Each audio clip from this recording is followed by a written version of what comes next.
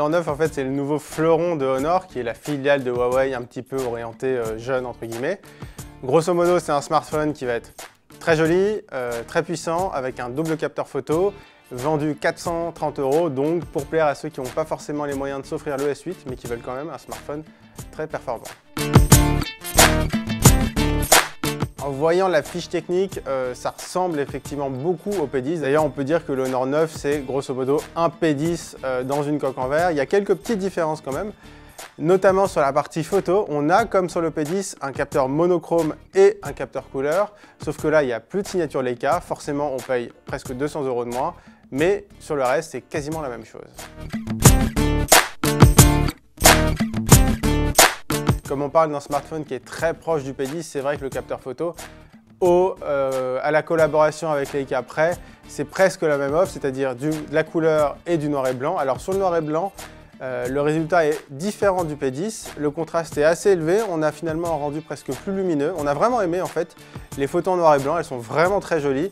Il y a un seul petit bémol, c'est qu'il y a une vitesse d'autofocus qui est un peu lente, ce qui fait que quand on prend en photo comme ça assez rapidement sans trop regarder, on se retrouve facilement avec des photos en noir et blanc un petit peu floues. Donc il faut prendre un peu plus de temps en noir et blanc pour prendre une jolie photo.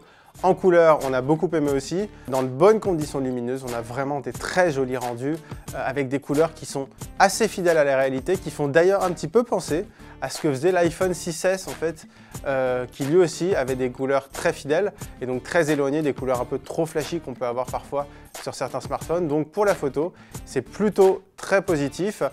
En basse lumière, c'est bon aussi, on récupère pas mal de détails, la luminosité est bonne et en vidéo, la stabilisation est vraiment très bonne aussi.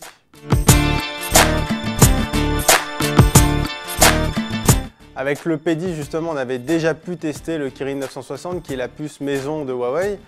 Dans les faits, ça fonctionne très bien. En jeu vidéo, on n'a pas trouvé que c'était aussi bon que le Snapdragon 835 qu'on peut retrouver notamment sur le Xiaomi Mi 6, sur le HTC U11, etc. Ça reste évidemment un processeur haut de gamme, mais avec des performances un tout petit peu en deçà de ce qui se fait de mieux. Après, sur le Honor 9, on a les mêmes effets, c'est-à-dire que la fluidité est très très bonne pour naviguer entre les applications. En jeu, effectivement, c'est très bon, donc surtout pour ce prix-là, c'est nickel. La bonne surprise, c'est qu'il n'y en a pas qu'une seule, il y a plusieurs bonnes surprises. La première, c'est le prix. C'est vrai qu'il coûte 429 €. C'est pas donné parce que l'année dernière, le Honor 8 était à 399 €. Après, il y a des offres de remboursement qui vous permettront de l'avoir un petit peu moins cher. Mais si on le compare au OnePlus, et c'était le concurrent l'année dernière, le OnePlus, qui valait à peu près le même prix, le OnePlus 5 vaut maintenant près de 500 €. Donc la bonne surprise, c'est que Honor a réussi à maintenir ses prix et à creuser l'écart en tarif avec le OnePlus, ce qui lui donne forcément un avantage de poids. L'autre bonne surprise, c'est le design qui évolue. Alors c'est assez léger, on retrouve finalement un peu le dos en verre avec les petits reflets, etc. qu'on avait sur le Honor 8, mais cette année, le dos est bombé, incurvé, comme par exemple sur le Xiaomi Mi 6 ou sur le S8.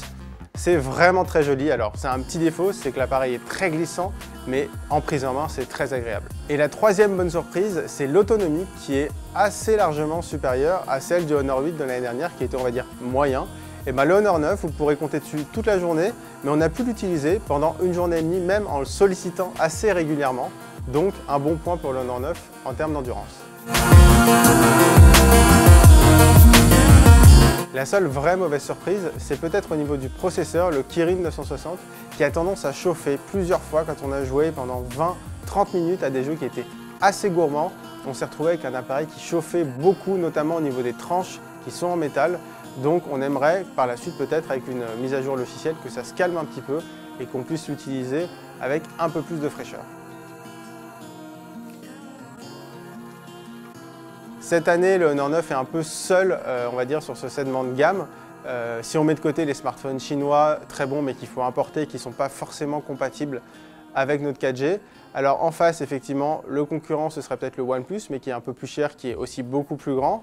Sinon, si vraiment on cherche de l'endurance, il y a le Samsung Galaxy A3 qui est aussi très bon, très endurant et un peu moins cher. Mais si vous voulez vraiment un smartphone puissant, joli et doué en photo avec une offre photo complète avec des très jolis noirs et blancs, oui, clairement, on achète le Honor 9.